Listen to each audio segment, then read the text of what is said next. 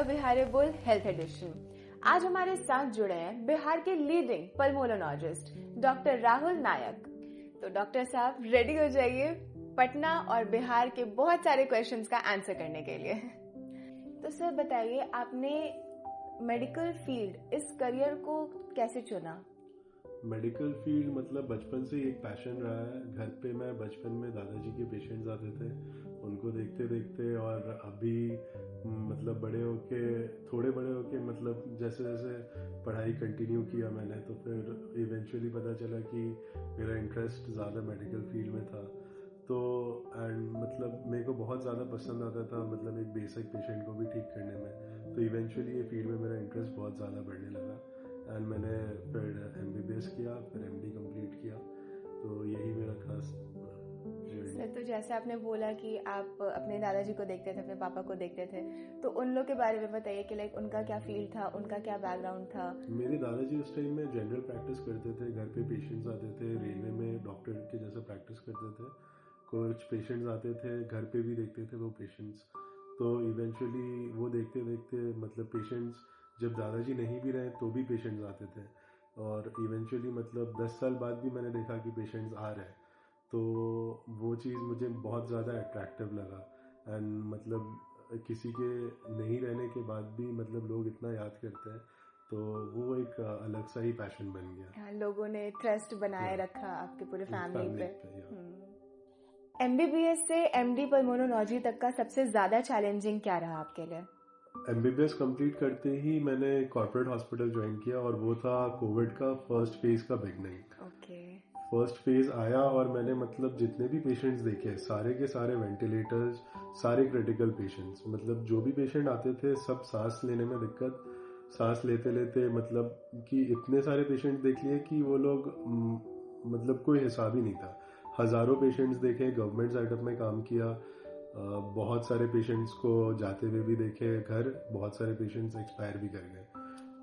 फिर मुझे लगा कि ये चीज़ एक बहुत अच्छा लाइन है और एक बहुत अच्छा फील्ड है, एंड इस पेशेंट्स को ठीक करते करते मेरे को रियलाइज हुआ कि respiratory is one of the next future which is going to build India in a great sector. So इसलिए मैंने MD पल्मोलॉजी के लिए परस्यू किया। ओके सर, तो आप बताइए कि पल्मोनोलॉजी ही क्यों, लाइक यही करियर क्यों चुना आपने? Life is all about breathing. Patients आते थे, सांस नहीं ले पाते थे, और उनको सांस देके वापस भेजना मेरे को एक बहुत बड़ा अचीवमेंट लगा। और मैंने कोविड का जैसे बताया आपको, कोविड में ऐसे ऐसे पेशेंट्स देखे थे जो वेंटिलेशन पे भी आए लेकिन वो लोग भी निकल के गए, और उनकी फैमिली जिस तरह से थैंक करती थी हमें, मतलब एक जो पेशेंट जो सांस नहीं लेके आता है और एक जब एकदम पैदल चल के अपने घर वापस जाता है, तो वो जो फीलिंग देता है, वो फीलिंग आई थिंक कोई और डिपार्टमेंट नहीं दे पाएगा। सो मेरे को लगा कि पल्मोलॉजी में परस्यू करना मेरा कैरियर एक अच्छा ऑप्शन रहेगा। सर, तो बताइए ये क्रॉनिक कफ कितने टाइप के होते हैं? कफ तो बेसिकली 2 फैक्टर्स में डिवाइड किया जाता है, एक होता है एक्यूट और एक होता है क्रोनिक। जो 8 हफ्ते से पहले जो कफ सबसाइड कर जाता है उसको हम लोग एक्यूट कफ में लाते हैं, और जो कफ 8 हफ्ते से ज्यादा और मतलब प्रोलॉन्ग चलता है वो उसको हम लोग क्रोनिक कफ में लेके जाते हैं। कफ का वेरियस फैक्टर्स होता है, जैसे एलर्जेंस या डस्ट के वजह से हो जाता है, किसी को बचपन से कफ होता है, एस्थमा रिलेटेड कफ्स होते हैं, किसी को बहुत पेशेंट्स ऐसे आते हैं जो लॉन्ग टर्म स्मोकिंग की वजह से आते हैं, जो COPD पेशेंट्स होते हैं, क्रोनिक ऑब्स्ट्रक्टिव पल्मोनरी डिजीज के, जो long term smoking over 20 years 30 years, तो वो क्रोनिक कफ में आ जाते हैं। फिर ट्यूबरकुलोसिस जो हमारे बिहार में बहुत ज़्यादा कॉमन है, उसके पेशेंट्स होते हैं, वो लॉन्ग स्टैंडिंग कफ लेके आते हैं। तो कफ के बहुत सारे फैक्टर्स होते हैं। कुछ फैक्टर्स ये हैं, और भी कुछ फैक्टर्स है जिसके डेप्थ के बारे में आपको और बताएंगे। ओके। आजकल लोग शॉर्टनेस ऑफ ब्रीथ की वजह से बहुत ज्यादा परेशान हैं, तो कब हमें डॉक्टर के पास तुरंत जाना चाहिए? शॉर्टनेस ऑफ ब्रेथ तो पहले समझने के लिए समझना पड़ेगा शॉर्टनेस ऑफ ब्रेथ होता क्या है। शॉर्टनेस ऑफ ब्रेथ मतलब सांस फूलना, और सांस फूलना एक ऐसा चीज है कि आपको डॉक्टर के पास लेके ही जाएगा। तो आप मतलब नॉर्मली अगर एक देख रहे हो 30 सेकंड अगर किसी को सांस नहीं आ रहा है, तो उसके लिए वो एक बहुत क्रिटिकल सिचुएशन हो जाता है कि मतलब सांस लेने में प्रॉब्लम क्यों हो रहा है। तो ये तो एक बहुत अर्जेंट सिचुएशन है। और साथ ही साथ ये भी है कि आपको मतलब सांस लेने फूलने के साथ साथ बहुत सारे एसोसिएटेड सिम्टम्स होते हैं, जैसे कि छाती का भारी लगना, चेस्ट हमेशा हैवी फील होगा, कोई भी काम करेंगे थोड़ा सा चल के कहीं जाएंगे तो लगेगा कि छाती फूल रही है। फिर उसके बाद पोल्यूशन की वजह से आजकल बहुत ज़्यादा shortness of breath elderly patients में देखा जा रहा है कि बहुत कॉमनली फेस कर रहे हैं। साथ ही साथ ऐसा भी होता है कि मैटरनल मतलब कोई मैटरनल कॉज के कारण जो मतलब एक लेडी अगर कोई कंसीव कर रही है प्रेगनेंसी में, उनमें भी आजकल बहुत ज़्यादा देखा जा रहा है कि शॉर्टनेस ऑफ ब्रेथ के सिम्टम्स आ रहे हैं। या फिर शॉर्टनेस ऑफ ब्रेथ एक कार्डियक पेशेंट जिसको हार्ट का प्रॉब्लम है, वो भी लंग्स रिलेटेड नहीं लेकिन कार्डियक रिलेटेड उसको शॉर्टनेस ऑफ ब्रेथ का प्रॉब्लम होता है। तो शॉर्टनेस ऑफ ब्रेथ इज आजकल मतलब एक बहुत क्रिटिकल चीज़ है, और डॉक्टर के पास शॉर्टनेस ऑफ ब्रेथ अगर आप फेस कर रहे हैं तो इमीडिएटली जाना चाहिए। अच्छा, जैसे एल्डर्स जो है हमारे, लाइक उनको शॉर्टनेस ऑफ ब्रेथ जब होता है तो उनका कहना रहता है कि नहीं अभी हमारा तो बुढ़ापा आ गया, इस वजह से हो रहा है। तो ऐसा क्या सिम्टम होता है जिससे लाइक हमें तुरंत एक्टिव होकर के लाइक उनको चेकअप कराना चाहिए? अगर उसमें देखा जाए तो सबसे पहला होना चाहिए चेस्ट पेन एल्डरली के कारण में, क्योंकि एल्डरली पेशेंट जितने भी है बहुत कॉमनली देखा जा रहा है आजकल कि कार्डियक अरेस्ट होते हैं। कार्डियक अरेस्ट की वजह से बहुत फ्रीक्वेंट आपने बॉलीवुड सेलिब्रिटीज हो चाहे कॉमन आपने आपके घर के आसपास में भी बहुत लोगों का सुना होगा कि कार्डियक अरेस्ट की वजह से डेथ हुआ है। चेस्ट टाइटनेस होता है, मतलब जो मैंने इसके पहले बोला सांस लेने में मतलब आपको छाती बहुत ज्यादा भारी लग रहा है। साथ ही साथ अगर एक वीज का साउंड होता है, मतलब आप जब सांस ले रहे हैं तो एक आवाज आती है जो बाहर ऑडिबल होता है, बाहर लोगों को भी सुनाई देती है, तो वो चीज अगर हो रहा है। और अगर मतलब अगर आप देख रहे हैं मतलब एक पेशेंट जो लॉन्ग टर्म स्मोकिंग करता है, जैसे 20 साल 25 साल अगर स्मोकिंग कर रहा है और उसको अगर शॉर्टनेस ऑफ ब्रेथ, क्योंकि 20-25 साल स्मोकिंग करने के बाद ऐसा तो नहीं है कि कोई 10 साल 12 साल की उम्र से स्मोकिंग करते हैं, यूजुअली 25-30 साल से स्मोकिंग करते हैं। तो वो जब इवेंचुअली अपने एक ऐसे फेज में आ जाते हैं 55 साल 60 साल, तो उनको अपने एक डॉक्टर के साथ रेगुलर विजिट और कंसल्टेशन में रहना चाहिए ताकि उनका प्रॉपर इवैल्यूएशन प्रॉपर डायग्नोसिस हो पाए कि वो एट प्रेजेंट उनका क्या सिचुएशन चल रहा है। सीओपीडी क्या है? लाइक लोग इसको लेकर के बहुत ज्यादा कंफ्यूज रहते हैं, तो इसके बारे में कुछ बताइए। सीओपीडी को पहले सिंप्लीफाई करते हैं। COPD is chronic obstructive pulmonary disease. Chronic obstructive pulmonary disease is मतलब हमारे लंग्स में एक ऑब्स्ट्रक्शन हो रहा है। ऑब्स्ट्रक्शन किस चीज से हो रहा है? बाहर के एलर्जन से, पोल्यूशन से, स्मोकिंग से। तो ये किन पेशेंट्स में देखा जाता है? यूजुअली सीओपीडी उन पेशेंट्स में देखा गया है जो स्मोकिंग करते थे। पहले पोल्यूशन इतना ज्यादा कॉमन नहीं था, लेकिन इवेंचुअली आज के टाइम में पोल्यूशन बहुत ज्यादा कॉमन हो गया है।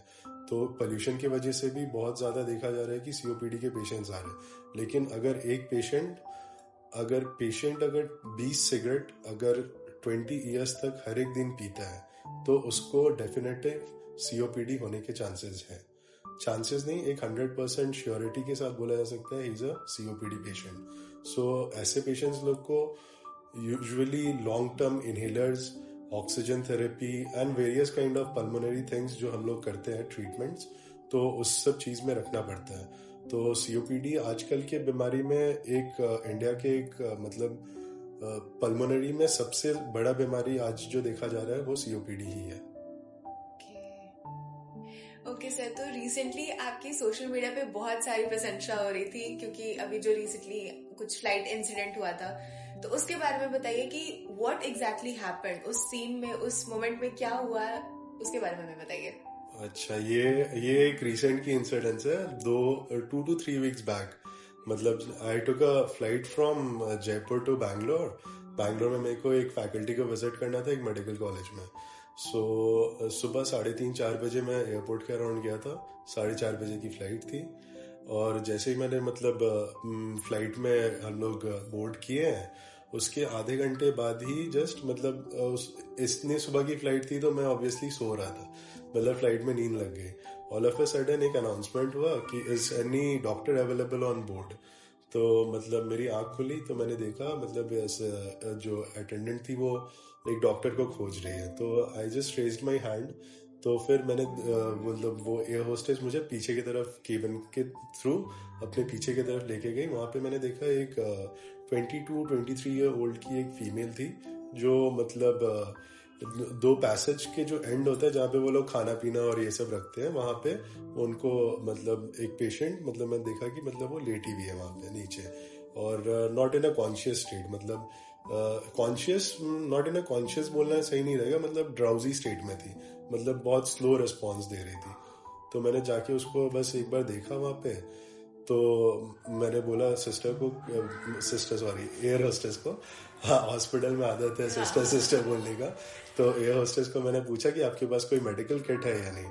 तो मेडिकल किट के लिए मैंने डिमांड किया, तो उन्होंने मेडिकल किट दिया। साथ ही साथ मैंने सबसे पहले उनका पल्स देखना स्टार्ट किया था। तो पल्स उनका बहुत फीबल आ रहा था, मतलब लो वॉल्यूम बहुत कम था जो, तो उससे मेरे को लगा कि शायद इनका प्रेशर फॉल किया है कुछ। तो साथ ही साथ मैंने फिर ब्लड प्रेशर देखा, तो ब्लड प्रेशर वाज समथिंग 80/50 90/50 इस अराउंड में। और प्लेन की इतनी ज्यादा आवाज होती है ना, मतलब एक कोई पीछे के साइड में अगर आप बैठोगे तो आप रियलाइज करोगे, तो ठीक से मतलब सुनाई भी नहीं दे रहा था, लेकिन हाँ मतलब अप्रोक्सीमेट 80/50 के अराउंड उसका प्रेशर था। तो फिर उसके बाद एयर होस्टेस ने बुलाया, और फिर मतलब बाकी एयर होस्टेस भी वहाँ थी। इतने देर में जो पूरा फ्लाइट था पूरा साइलेंट हो गया था। लोग जो आइल में बैठे हुए थे सारे पीछे देख रहे हैं कि क्या हुआ है सिनेरियो। फिर धीरे धीरे मतलब सिस्टर ने अपना सारा मेडिकल बॉक्स जो है निकाल के मुझे दिया। फिर उसके बाद उसमें से मैंने चैनल किया उनको, और फिर थोड़ा फ्लूइड चढ़ाया, थोड़ा ORS हमने वहाँ से सिस्टर से लेके दिया, और फिर उसके बाद हमने उसको देखा, मैनेज किया। तो धीरे धीरे 15-20 मिनट में उनका मतलब जो ड्राउजी स्टेट था वो कट ऑफ हुआ, मतलब वो फिर अपना नाम वाम बोल रही है, लेकिन स्टिल मतलब not in a very good situation.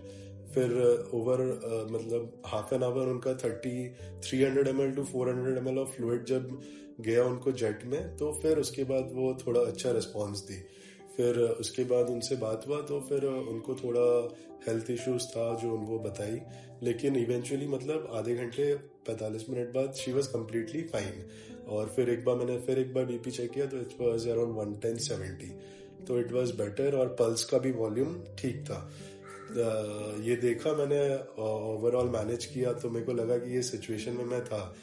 फिर जब मैं फ्लाइट डिबोर्ड कर रहा था, तो ऑल द मतलब इंडिगो के जितने भी क्रू मेंबर्स थे ऑन द बोर्ड, उन्होंने बहुत अच्छा एक लेटर बना के, और एक मतलब इंडिगो के बाहर से उन लोग, मतलब जब मैं अपना चेक इन बैगेज जब मैं ले रहा था, तो उन्होंने एक बुके एंड ऑल मुझे ग्रीट किया। Like it was a very good gesture. और हाँ, और एक चीज, मतलब जब फ्लाइट लैंड की, तो वह जो कैप्टन था उन्होंने अनाउंसमेंट किया कि ऐसे ऐसे, और फिर मतलब सारे लोग बहुत अच्छे से अपलॉड किए, मतलब बहुत अच्छा जेस्चर था। और वो जो फीलिंग होता है, मतलब यू कांट एक्सप्रेस इट, मतलब एक डॉक्टर ही वो फीलिंग ले सकता है। वैसे ऐसा कुछ और इंसिडेंट है तो वो भी हमें बताइए। अभी एक रिसेंट का इंसिडेंट है, हमारे हॉस्पिटल में ऑन कॉल शिफ्ट्स होते हैं, तो ऑन कॉल शिफ्ट्स के दिन मैं अपने ऑन कॉल रूम में ही था। तो एक अर्जेंट कॉल आया इमरजेंसी से कि गायनी ओटी में जाना पड़ेगा। तो गायनी ओटी मैं गया, मतलब इमीडिएटली अराउंड 2-3 मिनट में मैं गायनी ओटी पहुंचा, तो वहाँ पे देखा एक 5.25 kg के अराउंड का एक बेबी डिलीवर हुआ है। सो बेबी नहीं में, लेकिन एक प्रॉब्लम आ रहा था, सर्जन एंड ऑल सारे वहीं पे थे। पीडियाट्रिक डॉक्टर ने बच्चे को, उनका एक नीकू आईसीयू होता है, नीकू आईसीयू के उस पर रखा हुआ था। पेशेंट को मतलब बेबी को सांस लेने में दिक्कत हो रहा था। सांस लेने में मतलब एक ब्रीदिंग पैटर्न होता है जिसको बोलते हैं गैस्पिंग ब्रीदिंग। तो वो बच्चा वो गैस्पिंग ब्रीदिंग कर रहा था। गैस्पिंग ब्रीदिंग मतलब कि रुक रुक के सांस लेना, मतलब एक शैलो सा ब्रेथ ले रहा है, फिर थोड़ा सा पॉज ले रहा है, फिर एक शैलो सा ब्रेथ ले रहा है। तो ये देख के बाकी लोग सारे कंसर्न थे। और मतलब डिलीवरी के मतलब क्योंकि ये एक सिजेरियन सेक्शन हुआ था, तो उसके पेशेंट मतलब जो बेबी था वो उसने थोड़ा सा एमनियोटिक फ्लूइड जो था वो उसने एनगल्फ भी कर लिया था, तो उसकी वजह से उसको थोड़ा एस्पिरेशन होके रखा था।